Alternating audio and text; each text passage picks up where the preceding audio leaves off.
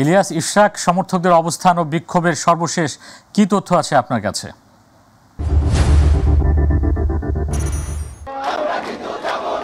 ধন্যবাদ মহসিন। আমি এখন অবস্থান করছি রাজধানীর কাকরাইল মোড়ে। আপনি জানেন যে ইঞ্জিনিয়ার ইশরাক হোসেনকে ঢাকা দক্ষিণের মেয়রের শপথ গ্রহণের দাবিতে তার কর্মী সমর্থকরা কিন্তু টানা আন্দোলন করে যাচ্ছে। আজকে সকাল থেকে তারা মৎস্য ভবন এবং কাকরাইল মোড়ে তারা অবস্থান করছেন। এখানে কিন্তু শত শত তার নেতাকর্মীরা এখানে অবস্থান করছেন, বিভিন্ন স্লোগান দিচ্ছেন। সন্ধ্যায় কিন্তু তার এই কর্মী সমর্থকদের সঙ্গে যুক্ত হয়েছেন ইঞ্জিনিয়ার ইশরাক হোসেন। তিনি এখানে যোগ দিয়ে বলেছেন যে এই আন্দোলন দাবি আদায় না হওয়া পর্যন্ত তাদের আন্দোলন চলবে। দর্শক, তিনি বলেছেন যে এই আন্দোলন মেয়র পদে এই আজকের আন্দোলন কোনো ক্ষমতা নেওয়ার আন্দোলন নয়, এটা আন্দোলনের উদ্দেশ্য ডিসেম্বরের মধ্যে জাতীয় নির্বাচনের জন্যই কিন্তু এই আন্দোলন করছেন, এমনটা জানিয়েছেন। ইঞ্জিনিয়ার ইশরাক হোসেন কিন্তু বলেছেন দাবি পূরণ না হওয়া পর্যন্ত রাজপথ ছেড়ে না যাওয়ার আহ্বান জানিয়েছেন তার কর্মী সমর্থকদের। দর্শক, আপনারা দেখছেন যে এখানে তার কর্মী সমর্থকরা কিন্তু বিভিন্ন স্লোগান দিচ্ছেন। এখানে রয়েছেন ইঞ্জিনিয়ার ইশরাক হোসেন। আমরা এখন চেষ্টা করব তার সাথে সংযুক্ত হওয়ার। আজকে টানা এক সপ্তাহব্যাপী কিন্তু তাদের এই আন্দোলন চলছে। আপনি জানেন যে আজকে এই নগর ভবনে কিন্তু বিভিন্ন রুমে কিন্তু তালা ঝুলিয়ে দেওয়া হয়েছে।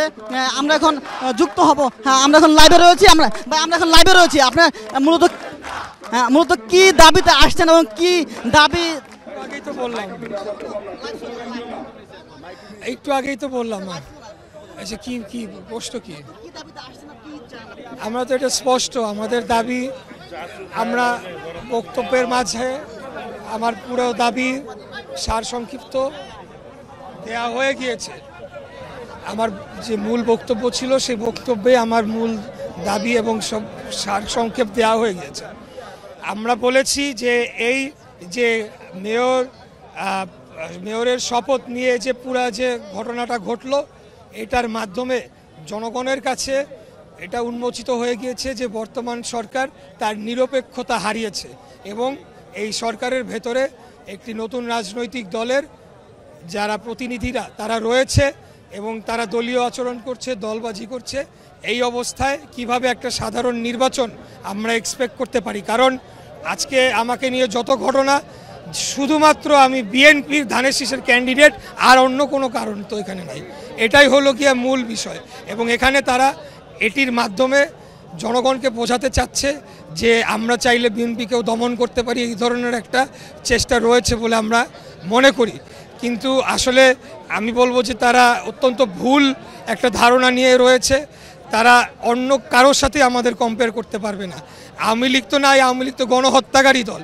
আমরা 17 বছর police, BGB, DB, RAB, NSI, DGFI, SB, গুম, খুন, জেল, হত্যা সব কিছুকে আমরা মোকাবেলা করে কিন্তু আমরা স্টিল আমাদের পরিচয় বহন করে রাজপথে দাঁড়িয়েই রাজনৈতিক আন্দোলন করেছি এবং খুনি হাসিনার পালিয়ে যাওয়ার যে রক্তাক্ত পাটাতন আমরা তৈরি করে দিয়েছি, বহু ভাইরা শহীদ হয়েছে। অতএব আমরা আরেকটা ফ্যাসিবাদের জন্ম দেওয়ার জন্যে এই আন্দোলন করি নাই, সেটা হবে না। আমরা চাই বাংলাদেশে জনগণের ভোটের অধিকার জনগণ ফিরে পাক, গণতন্ত্র প্রতিষ্ঠিত হোক।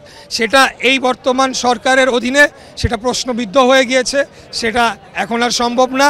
এটার জন্যে অবশ্যই প্রথমত এই যে ছাত্র প্রতিনিধি যে উপদেষ্টা, তাদের পদত্যাগ তো 1 নম্বর করতে হবে এবং আরও যদি অন্যান্য রিসাফল করতে হয় সেটা সকল রাজনৈতিক দল, বিশেষ করে সবচেয়ে বৃহত্তম রাজনৈতিক দল বিএনপির সাথে আলাপ আলোচনার মাধ্যমে কিভাবে সুষ্ঠু সঠিক নির্বাচন করা যায় এবং সেটা কিভাবে ডিসেম্বরেই করতে পারে সেটা নিয়ে আলাপ করতে হবে।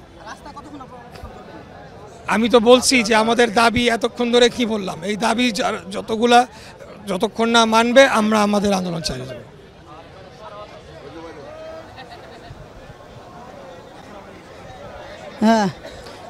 হ্যাঁ দর্শক, এই ছিল আমাদের কাছে মহসিন, এই ছিল আমার কাছে রাজধানী কাকরাইল মোড় থেকে সর্বশেষ।